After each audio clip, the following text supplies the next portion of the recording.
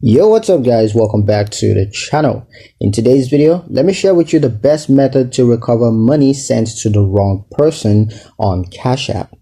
Now, the best way to do this is to act immediately and to follow the in-app process first.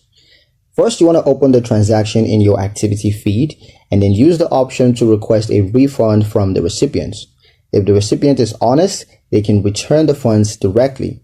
But if they refuse or do not respond, you can contact Cash App support through the app and report the payment as sent to the wrong person.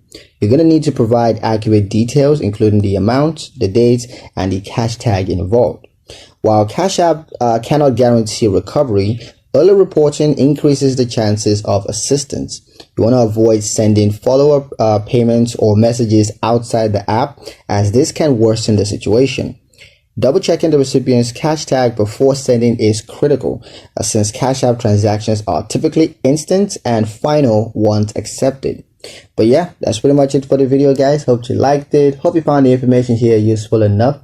If you did, like, comment, share, and subscribe for more helpful financial insights. Thank you guys for watching, and I'll see you in the next one.